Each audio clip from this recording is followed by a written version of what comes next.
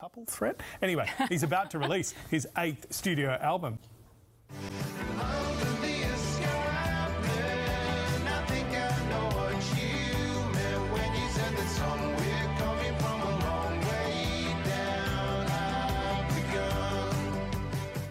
What a great song. Josh Pike's new album is called Kingdom Within, and we're pleased to say Josh joins us now. Hello, welcome. Morning. Thank you.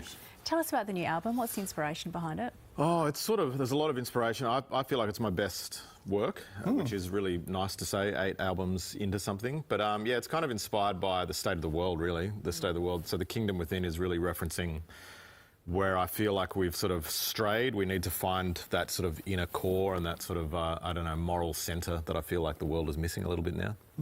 We've had other artists in here and they're going through a similar thing to you. They're getting a new generation of fans. And it feels like younger Australians are kind of flocking to established Australian musicians a bit more as well. Why is that happening, do you think? I mean, I think nostalgia is a powerful force, you know, but I think a lot of these... I just finished a huge regional tour and I was really stoked to see multiple generations coming to the shows, and it was, you know, things like parents, you know, it makes me feel very old, but, you know, people that were 10 years old when my first album came out are now 30 with their own kids. Yep. So sometimes there's 3 generations of people coming along to shows. In my mind, I'm still 27, so it's... That's kind of nice, though, it's amazing. Aren't we all, Josh? Could be like the first, like that first concert as well when you're a kid. Yeah. It really does sear into their mind. I mean, you've probably got them for life now. There were a bunch that were their first concert. My first concert was Motley Crue, so a little bit of a different experience. Okay. Wow. Yeah, but still, I'm a lifer. That's how the ABC works. We get them with ABC Kids and then we try to pull them in for, you know, the rest of their lives. Yeah. Josh, another one of your ilk, I suppose, Missy Higgins. She's seeing the same sort of thing with,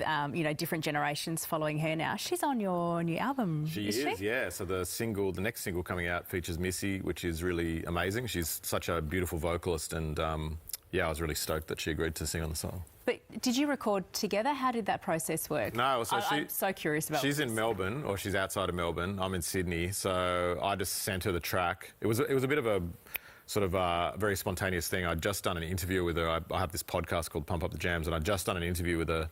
And afterwards, I was like, oh my God, she'd be perfect for this song. So I just shot her an email straight away. She said yes, and then I just sent the demo down to her.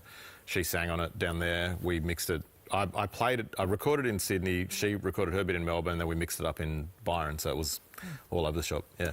So we've never actually met. Right. Really? No, we have. Come on!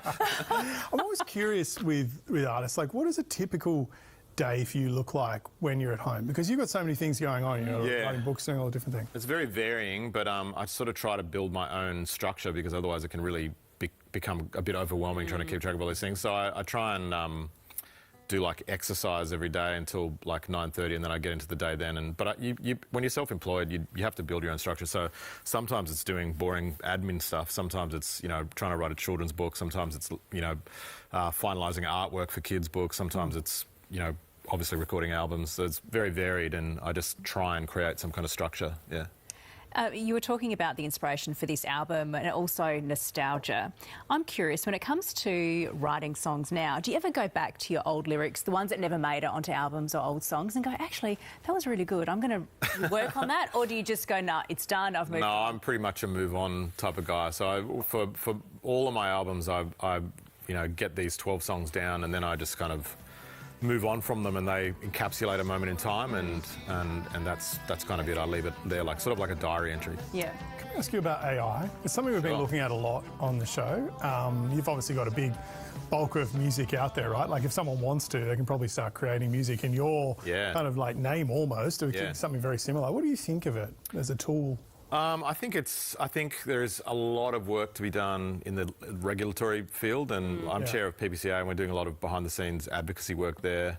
So, I mean, at the end of the day, I think it's a technology that could create enormous good, but we just need to protect creatives, because at the end of the day, AI can only produce good work if it's trained on good work, and the history of art is good work, but people need to be remunerated, it needs to be transparent, and they need to give their consent. So if we can get those things right, I think we can't really stop it, and I think enormously good things will come out of it as well. And PPCA, which Yes, you mentioned, I was just thinking, Phonographic Performance Company of Australia. Yeah. And you much easier just to say. Yeah, I know. But you advocate essentially for the rights. PPCA right? are a royalty collection agency that collect money for the master side of things, and I'm chair of it. I'm an artist representative for them, so my sort of main focus with PPCA is making sure that artists and rights holders who are artists are protected. And I think it's pretty much half and half now that the artists that are members of PPCA are actually independent artists. So it's a huge change in the industry as well. Josh, so you're going to make us wait about, 3 or 4 more weeks for your new album? Yeah. But you're going to give us a snippet of a I'm going to give you a little snippet of... What have you got? Well, I'm just going to play a little bit of Under the Escarpment, which is a song you teased before. Okay, great. Cool. Take it away. And somewhere coming from a long way down I've begun. And somewhere coming from a long way down I've begun. And under the escarpment I think I know what you meant when you said that somewhere coming from a long way down I've begun. Thanks for joining us.